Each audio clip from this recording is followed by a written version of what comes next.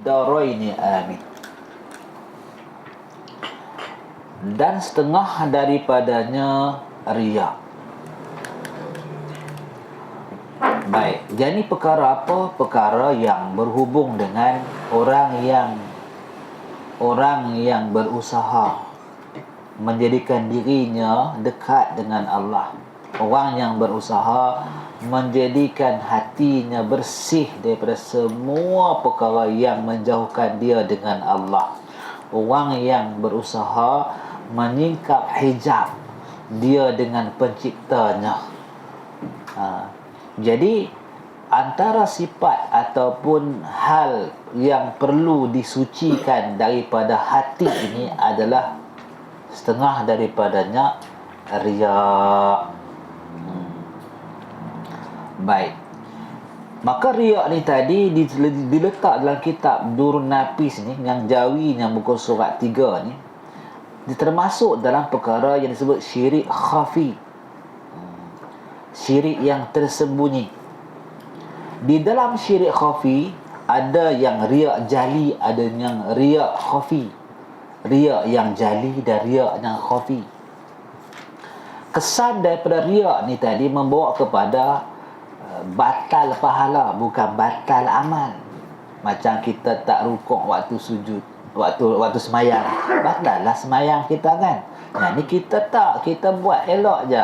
Ada i'tidal, ada qiyam, ada rukuk, bacaan Fatihah kita cantik, molek, elok je. Cuma ada riya. Maka riya ni tadi membatalkan pahala. Riya ni tadi membawa kepada membatalkan pahala, tidak membatalkan amal. Baik, bila amal yang tidak berpahala, amal tu kosongkah? Tak. Sebaliknya, amal itu mendatangkan dosa. Ini yang disebut sebagai semayang tapi berdosa.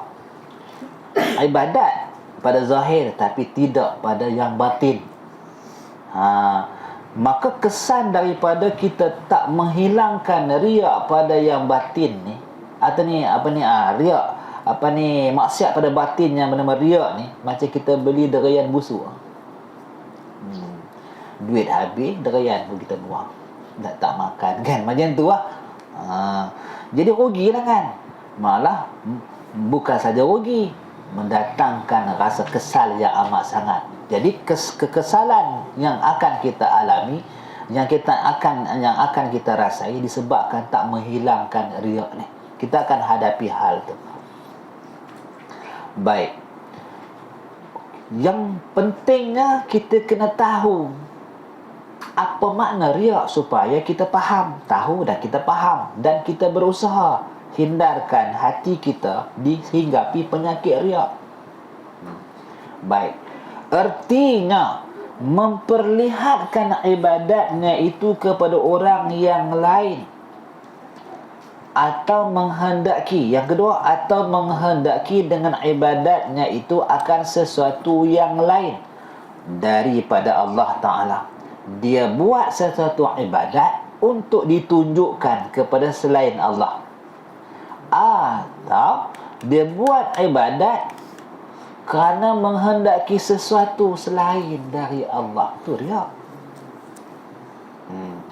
Dia buat ibadat, dia nak tunjuk-tunjuk ibadat dia kepada selain Allah. Itu nama riya. Yang kedua, dia buat ibadat kerana menghendaki sesuatu yang selain daripada Allah. Nak sesuatu yang dari makhluk lah. Puji barangkali. Nak macam tu. Baik, ini makna riya. Anda tak maknanya perkara ni menghubung dengan perasaan. Susah pun nak hilangkan perasaan. Perasaan rasa bagus, perasaan berat. Perasaan ni susah nak buang. Jadi sangat-sangatlah susah untuk merawat hati yang dah pun karam dalam hal riya ni, dah kena penyakit riya ni, sangat susah nak rawat. Perlukan masa yang panjang.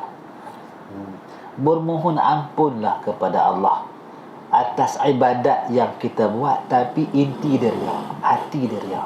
Minta ampunlah. Jangan kita anggap ibadat tu tak berdosa. Hai, kita dah lah umur pendek, dah ibadat sikit riak pula tu. Dah tak ada harapan.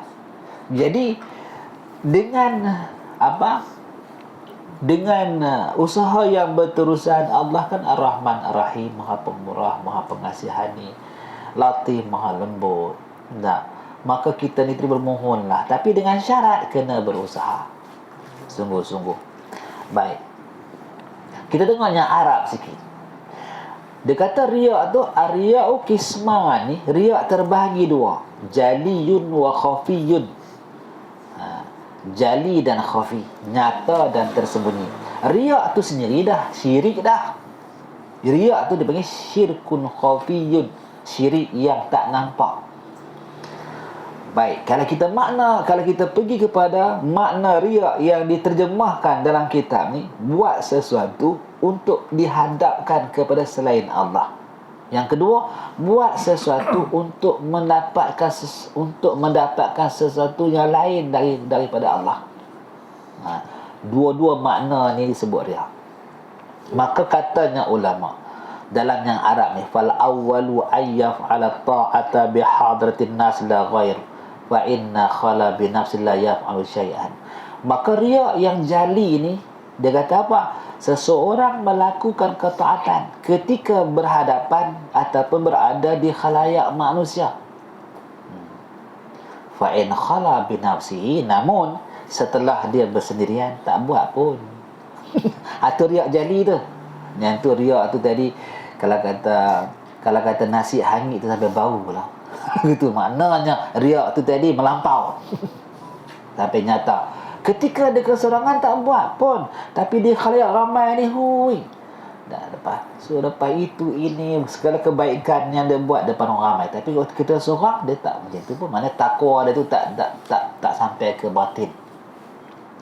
Contohlah kita katakan sembahyang fardu kan ada sunat qabliyah ba'diyah.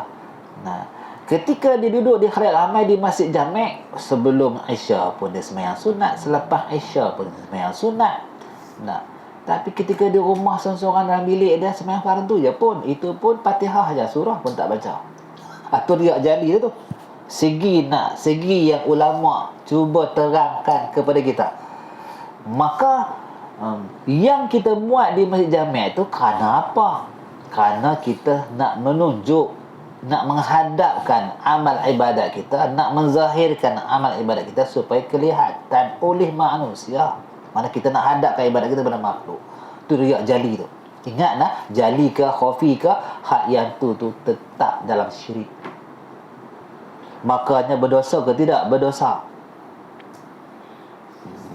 Kita sangkakan kita bawa emas permata untuk kita selamat di akhirat. Kita sangkakan kita bawa ibadat haji, ibadat puasa, ibadat zakat, ibadat sedekah, rupanya bawa dosa. Kalau kita tak hilangkan riak dan tak berusaha supaya hati kita bersih kepada Allah. Kenapa dia cerita semua ni dalam kitab Dun-Nafis ni? Sebab isi yang akan dibahas nanti akan menghilangkan riak. Isi yang ke depan ni. Jadi betapa pentingnya kita, bila kita takut dengan dosa, kena tahunya apa bahas dalam kitab ke depan ni. Jadi kalau macam tu, tak sabar kena baca sendiri dah kan. Pasal saya baca ni pelan-pelan lah. Kalau gitu. Sebab intipati yang akan dipaparkan oleh Syekh Muhammad Nafis Al-Banjari ni ke dalam kitab beliau yang bernama Dun-Nafis ni, akan menghilangkan riak, akan menghilangkan syirik ni. Jadi kita akan bawa ibadat yang sejati. Sungguhlah permata yang kita gendong di waktu kita bentang di hadapan Tuhan pun tetap juga permata, tetap berubah jadi batu jalan. Baik. Yang kedua katanya ulama, yang kata bahagian riak khafi ni pula, ayyaf'alaha mutlaqan hadaran nasi aula lakin yafrahu 'inda hudurihim. Waktu dia melakukan sesuatu ibadat dengan hati yang terlepas daripada sebarang hal luaran. Ketika dia sembahyang di Masjid Jami' pun dia sembahyang qabliyah ba'diyah, dan dia baca Quran sebagainya, di rumah dia pun dia macam itulah kelakuannya.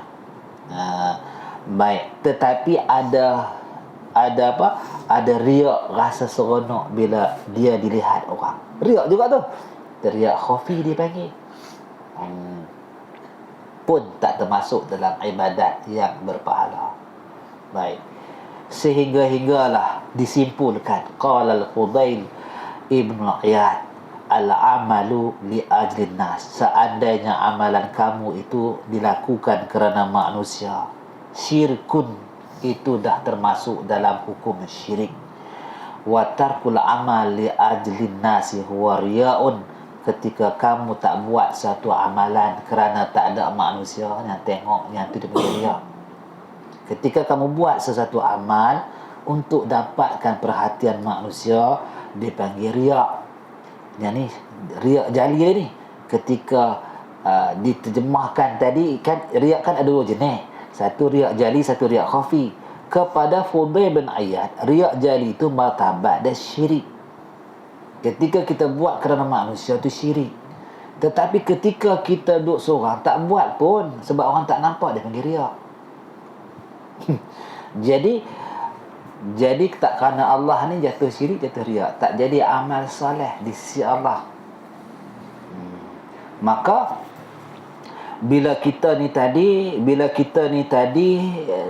tak mencari jalan keluar lah daripada musibah riya ni, kita kena tahu apa huraian yang boleh, ilmu yang boleh membimbing kita, dan kita kena ada hemah mencari hal yang menyelamatkan amal kita daripada jatuh maksiat. Kita kena ada hemah bagi yang beriman. Bagi yang untuk tak apalah, kubur lain, kisah apa begitu kan, seolah-olahnya alam kematian tu alam khayal. Apa soal kubur tu, soal hisab tu, soal yang di luar sana, khayal mimpi je, tak apalah. Tapi bagi yang beriman, takut sangat. Sebab nanti apa yang dia sangka baik, tapi di hadapan Allah takut sangat. Baik, kita terus baca yang Jawi ni. Jadi sedikitlah perkara yang dibahas dalam kitab. Kita tahu juga kitab Hasyiat Imam Baijuri ala Jauharatul Tauhid, berbahas juga tentang riya ni. Baik.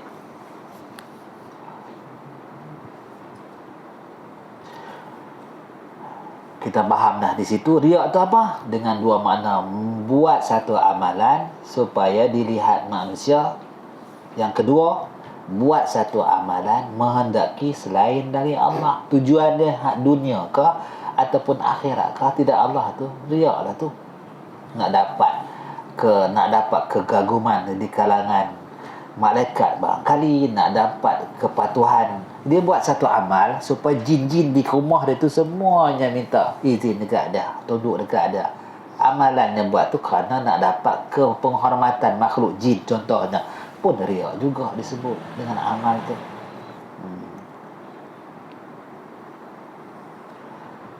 Setengah daripadanya syirik tu tadi. Apa ni? Riya, ujub di sini merujuk kepada adalah sebab demikian itu sekiranya kerana kurang iman dan dhaif yakin dan buta mata hati, dan mengikut nafsu akan hawanya, dan menegah sampai orang yang salik kepada Allah. Semua ni tadi adalah antara syirik khafi, terjemahan dia riya. Syirik khafi ni dalam kitab ni dia terjemah khas, kita menyandangkan kenyang ke makan. Syirik khafi dah tu, kita menyandangkan sembuh ke ubat. Gimana kita beriman, kita percaya selain daripada Allah Maha menyembuh, maka makhluk juga boleh menyembuhkan. Syirik lah tu. Berasa lagu tu dalam hati, semua tak sampaikan, semua tak menyampaikan kita kepada Allah. Sampai kepada riya ni pun jenis-jenis riya, jenis-jenis syirik lah. Sebab masih lagi bab tak menyampaikan salib. Orang yang sikap dia riak, hati dia riak dan ujub ni lemah iman, lemah yakin, kurang iman, buta mata hati. Mengikut nafsu. Ni penyakit yang sangat susah nak dirawat. Kena ada ilmu dan kena ada pimpinan. Kena ada kesungguhan, maksudnya macam tu. Buta mata hati, dhaif yakin, mengikut nafsu. Setengah daripadanya setengah daripadanya sum'ah, artinya mengkhabar-khabarkan ibadatnya yang ikhlas kerana Allah itu kepada orang supaya dibesar orang dan dimuliakan orang. Dia telah mencapai satu hal dalam keikhlasan dia beribadah. Dia tidak menuntut dalam ibadatnya selain daripada menuntut Allah. Dia tidak pula nak menghadap ataupun menunjuk amal dia kepada manusia, makhluk.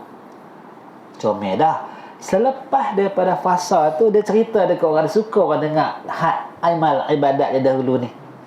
Dia panggil sum'ah, terbatal pula pahala. Rupanya tak boleh kita ni tadi perasaan macam tu tak boleh ada.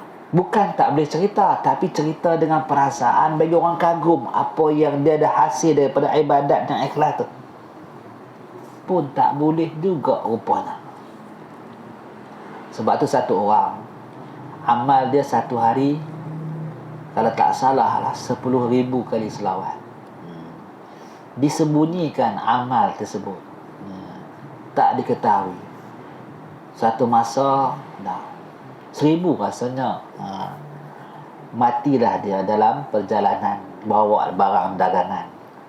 Yang menjadi sadisnya, matinya dalam rupa yang berubah daripada rupa manusia yang putih elok rupa dia kepada hitam rentung macam arang.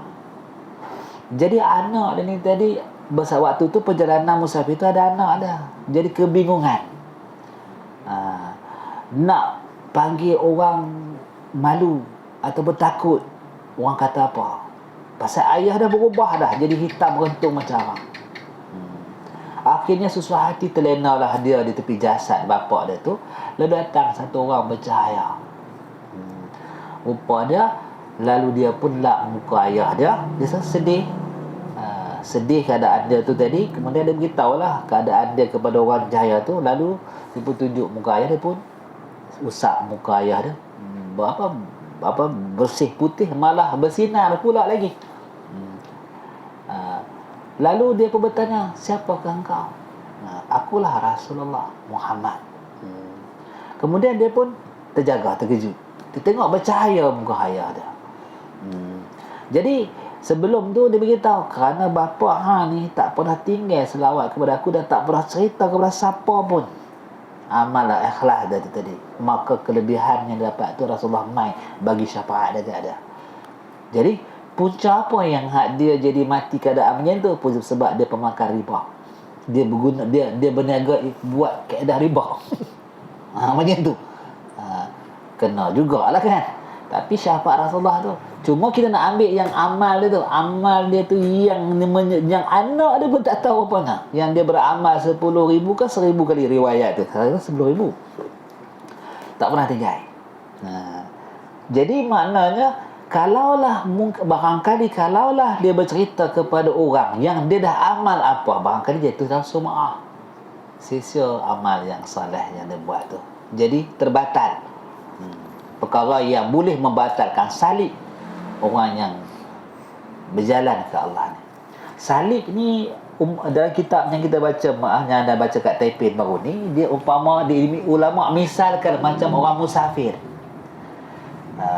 Proses dia berusaha daripada satu titik yang kelam, yang gelap, yang jauh dengan Allah ni tadi, kepada yang terang, yang dapat hidayah, yang patuh, yang saleh, yang malu dengan Allah, tak buat maksiat sebagainya. Dipanggil proses musafir.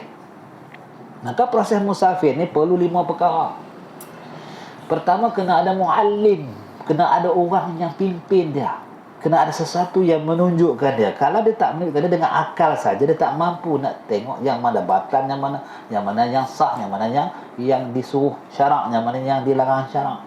Dia kena ada ilmu, dia kena muallim yang mengajak dia.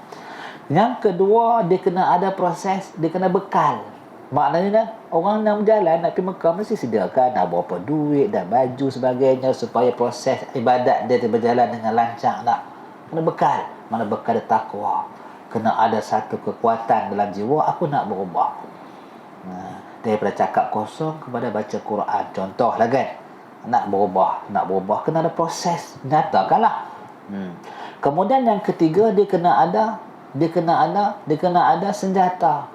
Dia kena ada persediaan untuk menghadapi musibah dan sebagainya. Kalau kita nak pergi Mekah contohnya, sediakan ubat-ubat, sakit kepala, sakit perut kan, supaya proses kita sendiri di sana dan dalam perjalanan tak mengganggu. Maka kena ada zikir, kata ulama, ada zikir.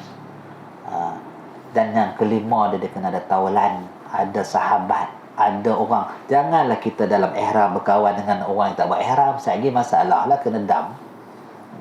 Tak ketahuan cabut apa semua. Kena duduk dalam kumpulan yang beradab untuk buat umrah, buat dalam ihram tu. Maknanya kita kena jaga bersama dengan orang yang hati dia sama macam kita, nak ke Allah. Kalau kita cari hati yang nak selain daripada Allah, duduk dengan mereka, kita jadi terbantut barangkali, mengganggu kita barangkali. Ada 5 perkara. Proses dia macam tu. Jadi maknanya bila kita ni tadi nak ke Allah, apa yang menghalang kita atau menghijab kita atau menggelincirkan kita ke Allah tu? Ni lah riya, sum'ah tadi ni. Dan kena faham satu persatu riya dan sum'ah tu apa, supaya kita jangan kata tak ada apa-apa. Baik, jadi eloknya bagaimana? Diam amal yang kita buat tu dalam tempat yang anak isteri kita pun tak tahu. Kalau kita buat tu, jangan cerita, jangan ada, kecuali ditanya untuk diajak bersama beramal. Dan tak ada perasaan semua. Kalau ada, nak cerita tak payah. Dan setengah daripadanya ujub, artinya membesarkan dan membanyakkan akan ibadatnya, padahal tiada dilihatnya akan dia itu nikmat daripada Allah. Dia tidak ada langsung berasa nak tunjuk dekat orang. Cuma dia ni tadi beribadat tu tadi, dia berasa apa? Dia berasa ibadat tu sangat nikmat. Orang ni duduk di nafsu lawamah ni, nafsu yang lawamah. Puasa sunatnya, baca Qurannya, selawat atas nabinya, bertahajudnya, bersedekahnya, ringan tulangnya. Kerana yang dia buat tu sebab melihat itu syariat, syaraknya Allah suruh. Allah tak suka, malah Allah tak suka kalau tak buat sunat-sunat. Allah suka buat sunat. Allah marah kalau tinggal yang wajib. Allah marah kalau buat yang haram. Dia buat tu kerana dia membesarkan. Tetapi semuanya dia nampak atas kuat dirinya, alim dirinya, kerana diri dia, bukan kerana Allah dengan murahnya membuka nasib atau habuan atau menentukan dia dengan perbuatannya yang maha agung. Dia boleh buat perkara yang Allah suruh. Kan kita ni kan la haula wala, tidak ada daya, tidak ada upaya kecuali dengan daya upaya Allah. Siang malam ni tak ada daya upaya makhluk nak mengurangkan beberapa second, nak melebihkan beberapa second. Apa yang jadilah. Macam itulah hakikatnya. Sebab tu Imam Abu Hasan Asy'ari menengahi kesesatan yang berlaku, supaya dengan kaedah datangnya perbuatan hamba tak memberi bekal.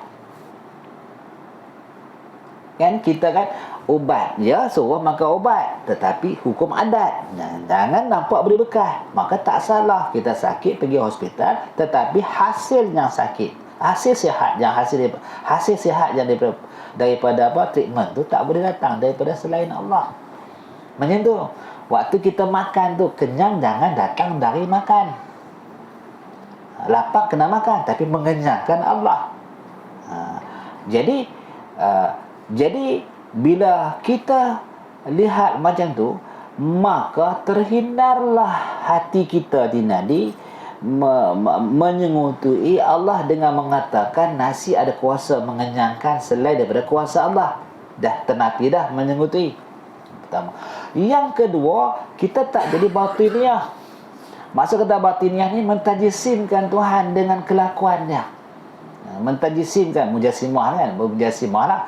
Dia seolah-olah menzahirkan Tuhan dalam rupa makhluk. Maknanya dia membentuk Tuhan dalam rupa makhluk. Tuhan buat, Tuhan buat, Tuhan buat. Itu batiniah dipanggil. Yang hak kata ahlillah ni dia zauki. Sebab tu ilmu musyahadah tak boleh di luar tempat musyahadah. Dia panggil ain basirah di hati. Sebab tu ada proses. Ada proses dia. Zauq melahirkan tahqiq. Zauq melahirkan tahqiq. Sebelum zauq melahirkan tahqiq, dia kena ada proses lagi. Apa dia? Pembersihan hati. Yang melahirkan ma'arif ar-rabbaniyah dipanggil. Kemudian rohaniyah, lataifur rohaniyah dipanggil. Bila lahir yang ni melahirkan zauq, dipanggil muraqabah, melahirkan zauq, zauq melahirkan tahqiq. Semua ni barang yang berhubungan dengan hati kita. Sebab tu bila kita bercakap dihukum Jabariyah. Jadi bercakaplah macam asal-asal balik, makan ke halapak kena makan, tapi jaga-jaga jangan tak isbatkan dan mengenyangkan Allah. Kalau kita tak ambil yang mengenyangkan Allah, berkongsi Allah dengan makan tu, syiriklah waktu tu. Sekarang ni kita dah memang cakap kalau lapar makan kan. Cuma jaga hati tu lah. Jangan nampak kenyang dari makan. Kalau tak jaga, ada masalah. Memang ada masalah. Kita menyuruh Tuhan tu. Yalah, kalau menyuruh Tuhan apa jadi apa? Masuk neraka, saya kata. Apa jadi? Masuk neraka.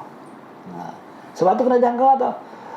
Maka diam dulu baru bercakap. Jangan tak cakap, jangan tak fikir.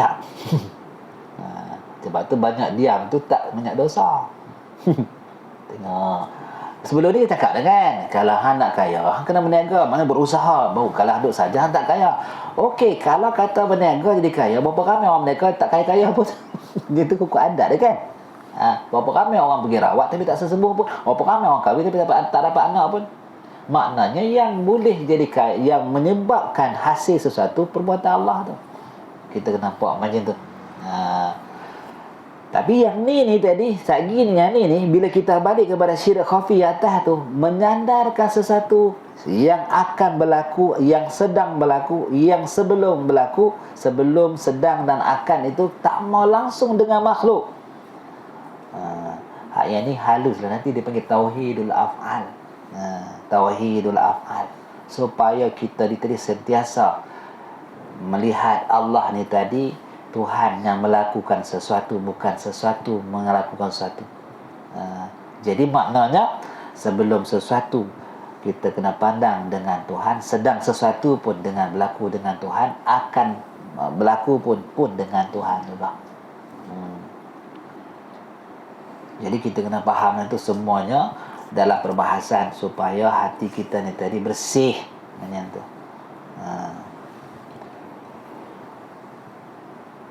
Dan setengah daripadanya yang tidak menyampaikan sesalik kepada Allah ni tadi, sukut awalahu wukufu ma'al ibadah. Artinya yang mendidingi, iaitu yang memandang ia akan ibadatnya itu daripada dirinya, tiada dilihatnya akan dia nikmat daripada Allah atasnya. Baik, dia sedang berbuat tu, dia tak nampak dengan Allah tu sukut awalihi tu. Kita ada baca kitab ni kan, akulah pandai, bukan dengan hidayah Allah. Kan kita baca Rabbi Allah Rabbana yang doa tu kan, lisani tu macam mana ada ayat dah, aku datang milisan ya kau tu macam mana? Tak main dah. Kan doa Nabi Musa tu kan, Rabbi syrah li, Rabbi syrah li, ya Allah, ya Tuhanku, lapangkanlah hatiku, bukakanlah hatiku, Rabbi syrahli, dadaku, Rabbi syrahli sadri, wa yassirli amri, mudahkanlah urusanku, wahlul 'uqdatam,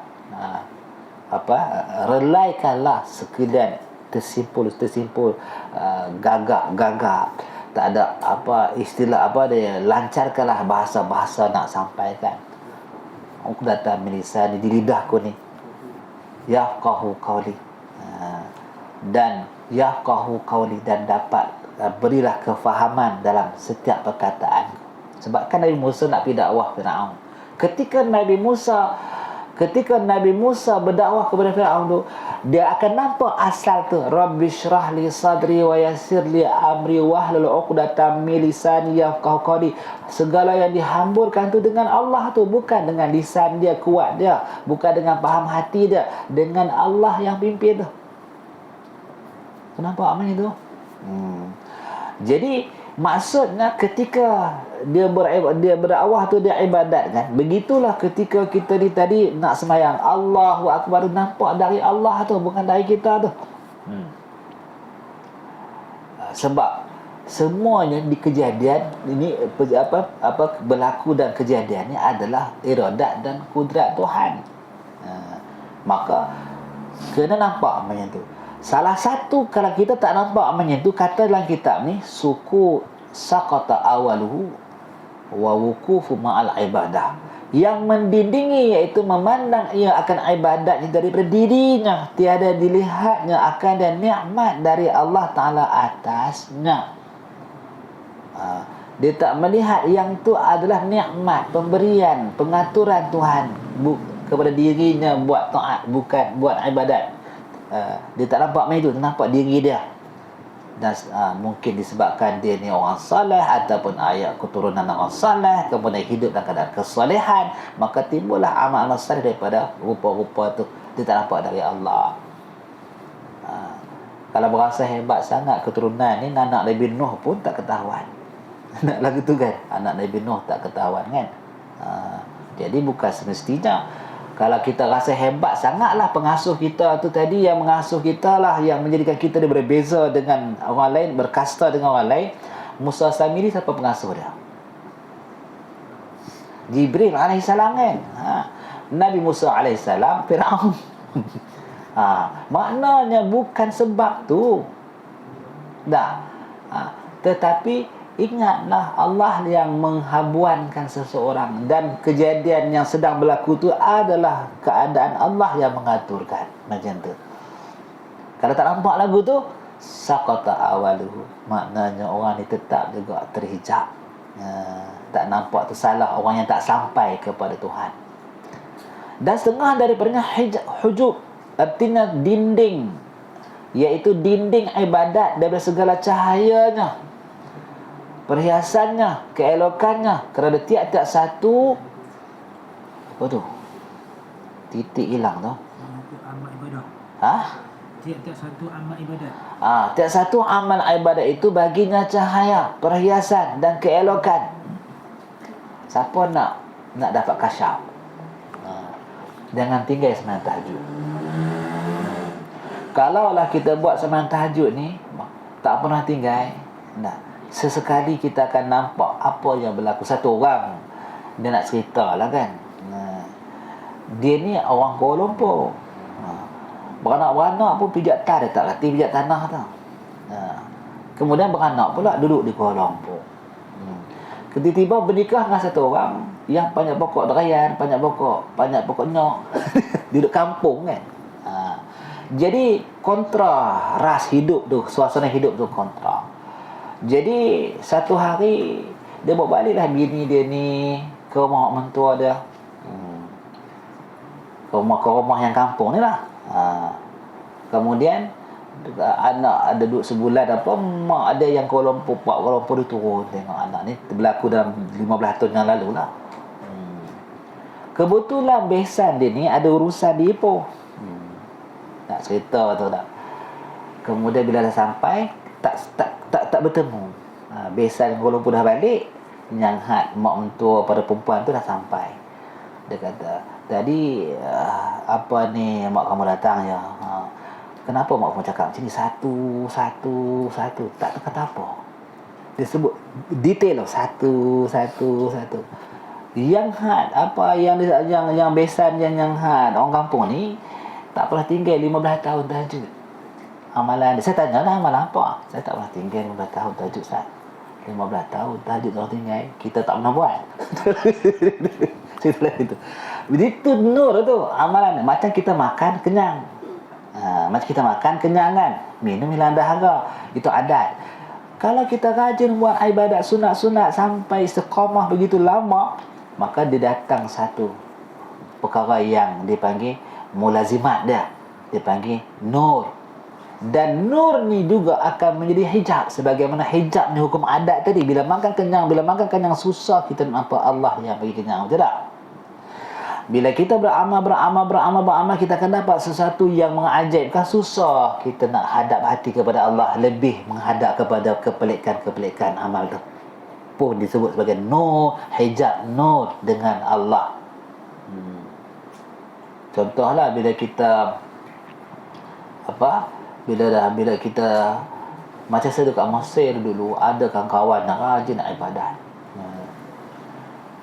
Depa kajian ibadat. Duha ni tak pernah tinggal sampai hari ni lah. Pasalnya kehidupan dia daripada kat Mesir sampai ke sini, kitab dia tu kalau dia bawa balik satu kapal lah. Masa kitab ni menggambarkan dia banyak duit untuk beli. Senang hidup dia rupanya, dengan hikmah dia buat salat duha tu. Daripada dia ketika belajar sampai ke hari ni pun jadi profesor, doktor, dan kehidupan dia tu tadi penuh dengan tak ada masalah kerana ibadat tu. Baik, jadi hasil daripada yang dapat tu tadi dengan ibadat tu panggil nur. Memandangnya tu dipanggil hijab nur. Jadi hijab nur. Maka hijab nur ni juga salah satu daripada tak menyampaikan seseorang martabat ikhlas dengan Allah.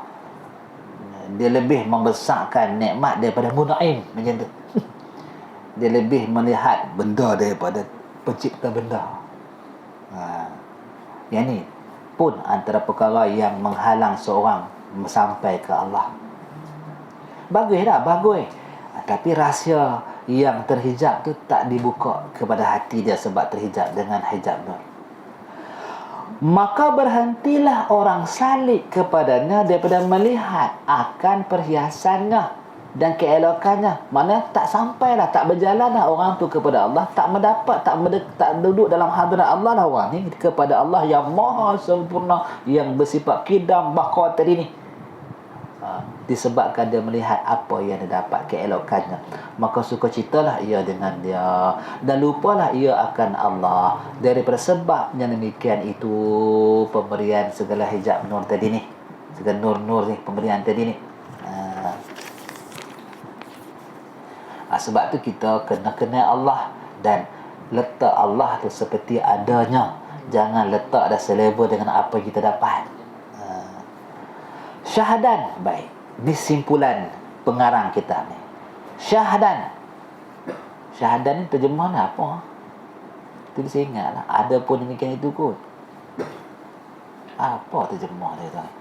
Syahadan, tiada melepaskan akan dikau, wahai salik, daripada segala perkara bahaya yang tersebut itu. Tiada melepaskan engkau daripada terikat sehingga kau jauh dengan Allah. Kekallah engkau dalam terhijab daripada segala perkara bahaya tersebut itu, melainkan syuhudmu dan pandangmu akan bahawasanya segala perbuatan itu sekaliannya terbit daripada Allah Ta'ala jua. Seperti lagi akan datang kenyataannya pada pasar yang pertama ini, insya-Allah Ta'ala. Maknanya dapatlah apa yang kau dapat daripada amalan tersebut, dapatlah apa yang kau dapat daripada makan minum tersebut seperti biasa. Tetapi cara nak keluar daripada terhijab dengan semua tu, buka mata hati, tengoklah Allah sedang melaksanakan penciptaan dia sebagai Tuhan yang maha melakukan sesuatu. Dialah yang menggerak. Hati kita kena tengok, kena bearing macam tu. Maknanya bukan makan tak kenyang-kenyang juga, tapi bukan dengan makan. Tengok macam tu. Al-fasl awal fi bayan tauhidil af'al. Wallahu a'lam bissawab. Dapat nak cerita dah apa kat sini? Selama ni maksiat dah kita nampak menjauhkan kita dengan Allah kan? Poin dia lagi, taat tu pun boleh menjauhkan kita dengan Allah.